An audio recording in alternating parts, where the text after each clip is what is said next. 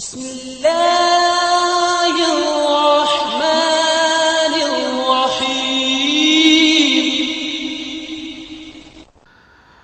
اعوذ باللہ من الشیطان الرجیم، بسم اللہ الرحمن الرحیم۔ السلام علیکم۔ آج آپ کا میزبان ڈاکٹر کاشف بشیر تفہیم القرآن سیریز کی قسط نمبر 315 کے ساتھ آپ کے سامنے حاضر خدمت ہے، جس میں ہم انشاءاللہ العزیز سورہ نور کی آیت نمبر 51 سے لے کر 57 تک کا ترجمہ اور تفسیر آپ کے سامنے پیش کریں گے، اور اس حصے کا موضوع ہے مومنین سے اللہ کا وعدہ۔ اللہ تعالیٰ سے دعا ہے، اللہ تعالیٰ کا شکر ادا کرتے ہیں، اس کی ہر نعمت کا، اس کے ہر کرم کا، اس کی ہر آسانی کا، اس کی ہر رحمت کا، اس کا لاکھ لاکھ شکر ہے، اور اللہ سے دعا مانگتے ہیں کہ ہماری ناشکریوں سے درگزر فرمائے۔ بسم اللہ الرحمن الرحیم۔ انما کان فول المؤمنین اذا دعوا الی اللہ ورسولہ لیحکم بینہم ان یقولوا سمعنا واطعنا واولئک هم المفلحون۔ ترجمہ: ایمان لانے والوں کا کام تو یہ ہے کہ جب وہ اللہ اور رسول کی طرف بلائے جائیں تاکہ رسول ان کے مقدمے کا فیصلہ کرے تو وہ کہیں کہ ہم نے سنا اور اطاعت کی، ایسے ہی لوگ فلاح پانے والے ہیں۔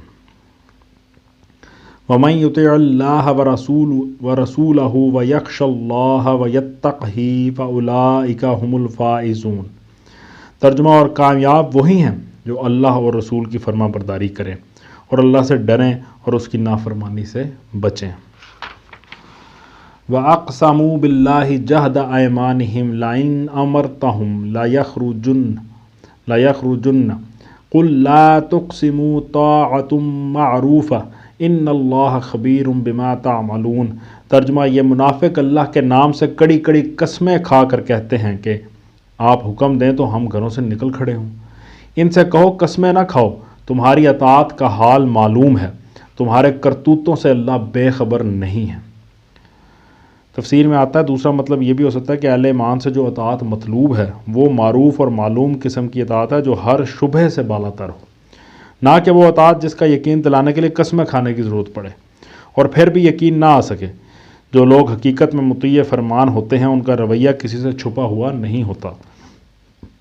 ہر شخص ان کے طرز عمل کو دیکھ کر محسوس کر لیتا ہے کہ یہ اطاعت گزار لوگ ہیں، ان کے بارے میں کسی شک و شبہ کی گنجائش ہی نہیں ہوتی کہ اسے رفع کرنے کے لیے قسمیں کھانے کی ضرورت پیش آئے۔ آیت کے آخر میں آیا تمہارے کرتوتوں سے اللہ بے خبر نہیں ہے، یعنی یہ فریب کاریاں مخلوق کے مقابلے میں تو شاید چل بھی جائیں مگر خدا کے مقابلے میں کیسے چل سکتی ہیں، جو کھلے اور چھپے سب حالات بلکہ دلوں کے مخفی ارادے اور خیالات تک سے واقف ہے۔ قُلْ اطیعوا اللَّهَ وَاطیعوا الرَّسُولَ فَإِن تَوَلَّوْا فَإِنَّمَا عَلَيْهِ مَا حُمِّلَ وَعَلَيْكُمْ مَا حُمِّلْتُمْ وَإِن تُطِيعُوهُ تَهْتَدُوا وَمَا عَلَى الرَّسُولِ إِلَّا الْبَلَاغُ الْمُبِينُ۔ ترجمہ: کہو اللہ کے مطیع بنو اور رسول صلی اللہ علیہ وآلہ وسلم کے تابع فرمان بن کر رہو، لیکن اگر تم منہ پھیرتے ہو تو خوب سمجھ لو کہ رسول صلی اللہ علیہ وآلہ وسلم پر جس فرض کا بار رکھا گیا ہے اس کا ذمہ دار وہ ہے، اور تم پر جس فرض کا بار ڈالا گیا اس کے ذمہ دار تم۔ اس کی اطاعت کرو گے تو خود ہی ہدایت پاؤ گے، ورنہ رسول کی ذمہ داری اس سے زیادہ کچھ نہیں ہے کہ صاف صاف حکم پہنچا دے۔ وعد اللہ الذین آمنوا منکم وعملوا الصالحات لیستخلفنہم فی الارض کما استخلف الذین من قبلہم ولیمکنن لہم دینہم الذی ارتضی لہم ولیبدلنہم من بعد خوفہم امنا یعبدوننی لا یشرکون بی شیئا وَمَن كَفَرَ بَعْدَ ذَلِكَ فَأُولَئِكَ هُمُ الْفَاسِقُونَ۔ ترجمہ: اللہ نے وعدہ فرمایا ہے تم میں سے ان لوگوں کے ساتھ جو ایمان لائیں اور نیک عمل کریں کہ وہ ان کو اسی طرح زمین میں خلیفہ بنائے گا جس طرح ان سے پہلے گزرے ہوئے لوگوں کو بنا چکا ہے۔ ان کے لیے ان کے اس دین کو مضبوط بنیادوں پر قائم کر دے گا جسے اللہ تعالیٰ نے ان کے حق میں پسند کیا ہے، اور ان کی موجودہ حالت خوف کو امن سے بدل دے گا۔ بس وہ میری بندگی کریں اور میرے ساتھ کسی کو شریک نہ کریں، اور جو اس کے بعد کفر کرے تو ایسے ہی لوگ فاسق ہیں۔ آیت میں آیا بس وہ میری بندگی کریں اور میرے ساتھ کسی کو شریک نہ کریں۔ تفسیر میں آتا ہے کہ جیسا کہ اس سلسلہ کلام کے آغاز میں ہم اشارہ کر چکے ہیں، اس ارشاد سے مقصود منافقین کو متنبہ کرنا کہ اللہ نے مسلمانوں کو خلافت عطا فرمانے کا جو وعدہ کیا اس کے مخاطب محض مردم شماری کے مسلمان نہیں ہیں، بلکہ وہ مسلمان ہیں جو صادق الایمان ہوں، اخلاق اور اعمال کے اعتبار سے صالح ہوں، اللہ کے پسندیدہ دین کا اتباع کرنے والے ہوں، اور ہر طرح کے شرک سے پاک ہو کر خالص اللہ کی بندگی و غلامی کے پابند ہوں۔ ان صفات سے عاری اور محض زبان سے ایمان کے مدعی لوگ نہ اس وعدے کے اہل ہیں اور نہ یہ ان سے کیا ہی گیا ہے، لہٰذا وہ اس میں حصے دار ہونے کی توقع نہ رکھیں۔ بعض لوگ خلافت کو محض حکومت و فرما روائی اور غلبہ تمکن کے معنی میں لے لیتے ہیں، پھر اس آیت سے یہ نتیجہ نکالتے ہیں کہ جس کو بھی دنیا میں یہ چیز حاصل ہے وہ مومن اور صالح اور اللہ کے پسندیدہ دین کا پیرو اور بندگی حق پر عامل اور شرک سے مجتنب ہے، اور اس پر مزید ستم یہ ڈھاتے ہیں کہ اپنے اس غلط نتیجے کو ٹھیک بٹھانے کے لیے ایمان، صلاح، دین حق، عبادت الہی اور شرک، ہر چیز کا مفہوم بدل کر وہ کچھ اور ہی بنا ڈالتے ہیں جو ان کے اس نظریے کے مطابق ہو۔ یہ قرآن کی بدترین معنوی تحریف ہے جو یہود و نصارہ کی تحریفات سے بھی بازی لے گئی ہیں۔ اس نے قرآن کی ایک آیت کو وہ معنی پہنا دیے ہیں جو پورے قرآن کی تعلیم کو مسخ کر ڈالتے ہیں اور اسلام کی کسی ایک چیز کو بھی اس کی جگہ پر باقی نہیں رہنے دیتے۔ خلافت کی اس تعریف کے بعد لا محالہ وہ سب لوگ اس آیت کے مصداق بن جاتے ہیں جنہوں نے کبھی دنیا میں غلبہ و تمکن پایا ہے یا آج پائے ہوئے ہیں، خواہ وہ خدا، وحی، رسالت، آخرت، ہر چیز کے منکر ہوں اور فسق و فجور کے ان تمام علائشوں میں بری طرح لتھڑے ہوئے ہوں جنہیں قرآن نے کبائر قرار دیا ہے، جیسے سود، زنا، شراب اور جوا۔ اب اگر یہ سب لوگ مومن صالح ہیں اور اسی لیے خلافت کے منصب عالی پر سرفراز کیے گئے ہیں، تو پھر ایمان کے معنی قوانین طبعی کو ماننے اور صلاح کے معنی ان قوانین کو کامیابی کے ساتھ استعمال کرنے کے سوا اور کیا ہو سکتے ہیں؟ اور اللہ کا پسندیدہ دین اس کے سوا اور کیا ہو سکتا ہے کہ علوم طبعی میں کمال حاصل کر کے صنعت و حرفت اور تجارت و سیاست میں خوب ترقی کی جائے؟ اور اللہ کی بندگی کا مطلب پھر اس کے سوا اور کیا رہ جاتا ہے کہ ان قاعدوں اور ضابطوں کی پابندی کی جائے جو انفرادی اور اجتماعی سعی و جہد کی کامیابی کے لیے فطرتاً مفید اور ضروری ہیں؟ اور شرک بھی پھر اس کے سوا اور کس چیز کا نام رہ جاتا ہے کہ ان مفید قواعد و ضوابط کے ساتھ کوئی شخص یا قوم کچھ نقصان دہ طریقے بھی اختیار کر لے؟ مگر کیا کوئی شخص جس نے کھلے دل اور کھلی آنکھوں سے کبھی قرآن کو سمجھ کر پڑھا ہو یہ مان سکتا ہے کہ قرآن میں واقعی ایمان اور عمل صالح اور دین حق اور عبادت الہی اور توحید اور شرک کے یہی معنی ہیں؟ یہ معنی یا تو وہ شخص لے سکتا ہے جس نے کبھی پورا قرآن سمجھ کر ہی نہ پڑھا ہو اور صرف کوئی آیت کہیں سے اور کوئی کہیں سے لے کر اس کو اپنے نظریات و تصورات کے مطابق ڈھال لیا ہو، یا پھر وہ شخص یہ حرکت کر سکتا ہے جو قرآن کو پڑھتے ہوئے ان سب آیات کو اپنے ذوم میں سراسر لغو اور غلط قرار دیتا چلا گیا ہو جن میں اللہ تعالیٰ کو واحد رب اور الہ اور اس کی نازل کردہ وحی کو واحد ذریعہ ہدایت اور اس کے مبعوث کردہ ہر پیغمبر کو حتمی طور پر واجب الاطاعت رہنما تسلیم کرنے کی دعوت دی گئی ہے، اور موجودہ دنیاوی زندگی کے خاتمے پر ایک دوسری زندگی کے محض مان لینے ہی کا مطالبہ نہیں کیا گیا ہے، بلکہ یہ بھی صاف صاف کہا گیا ہے کہ جو لوگ اس زندگی میں اپنی جواب دہی کے تخیل سے منکر یا خالی و ذہن ہو کر محض اس دنیا کی کامیابیوں کو مقصود سمجھتے ہوئے کام کریں گے وہ فلاح سے محروم رہیں گے۔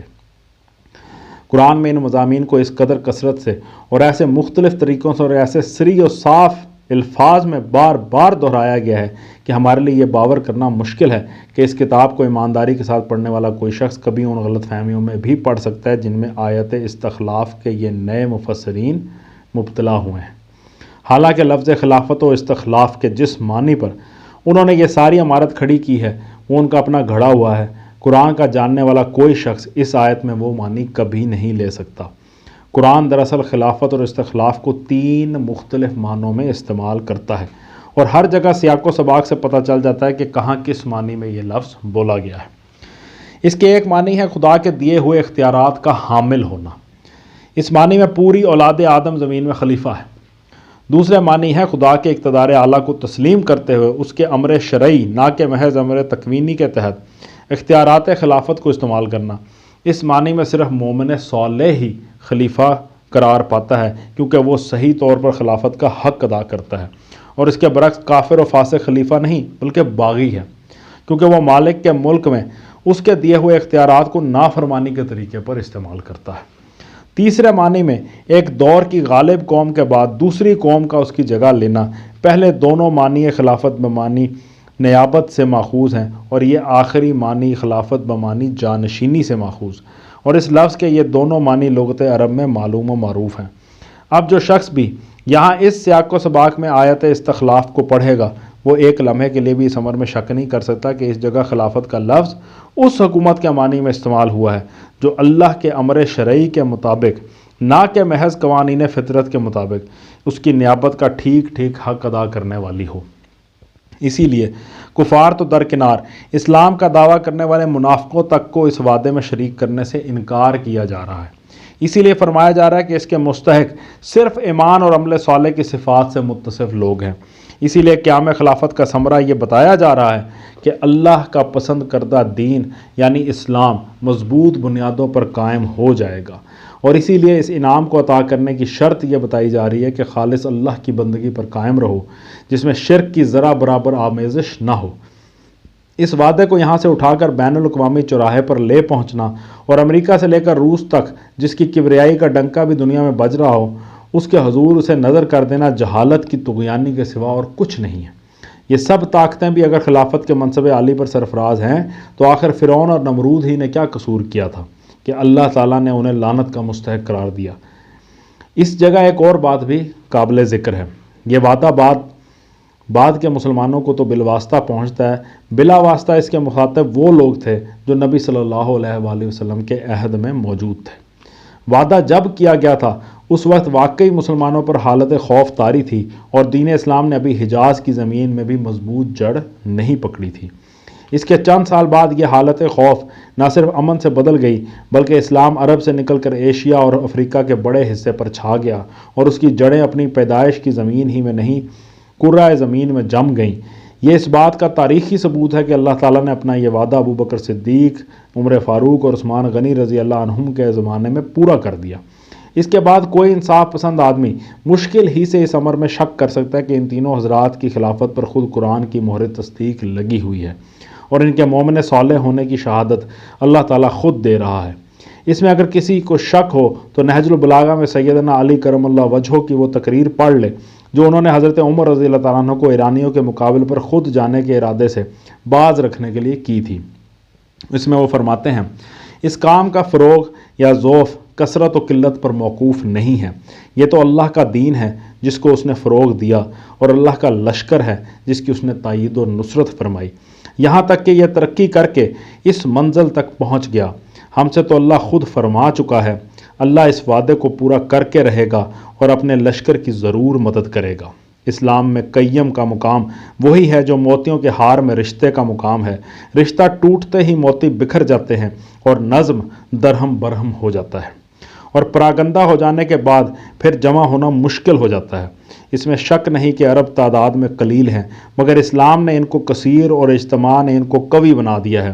آپ یہاں کتب بن کر جمے بیٹھے رہیں اور عرب کی چکی کو اپنے گرد گھماتے رہیں اور یہیں سے بیٹھے بیٹھے جنگ کی آگ بھڑکاتے رہیں، ورنہ آپ اگر ایک دفعہ یہاں سے ہٹ گئے تو ہر طرف سے عرب کا نظام ٹوٹنا شروع ہو جائے گا اور نوبت یہ آ جائے گی کہ آپ کو سامنے کے دشمنوں کی بنسبت پیچھے کے خطرات کی زیادہ فکر لاحق ہوگی اور ادھر ایرانی آپ ہی کے اوپر نظر جما دیں گے کہ یہ عرب کی جڑ ہے، اسے کاٹ دو تو بیڑا پار ہے، اس لیے وہ سارا زور آپ کو ختم کر دینے پر لگا دیں گے۔ رہی وہ بات جو آپ نے فرمائی ہے کہ اس وقت اہل عجم بڑی کثیر تعداد میں امنڈ آئے ہیں، تو اس کا جواب یہ ہے کہ اس سے پہلے بھی ہم جو ان سے لڑتے رہے ہیں تو کچھ کثرت تعداد کے بل پر نہیں لڑتے رہے ہیں بلکہ اللہ کی تائید و نصرت ہی نے آج تک ہمیں کامیاب کرایا ہے۔ دیکھنے والا خود ہی دیکھ سکتا ہے کہ اس تقریر میں جناب امیر کس کو آیت استخلاف کا مصداق ٹھہرا رہے ہیں۔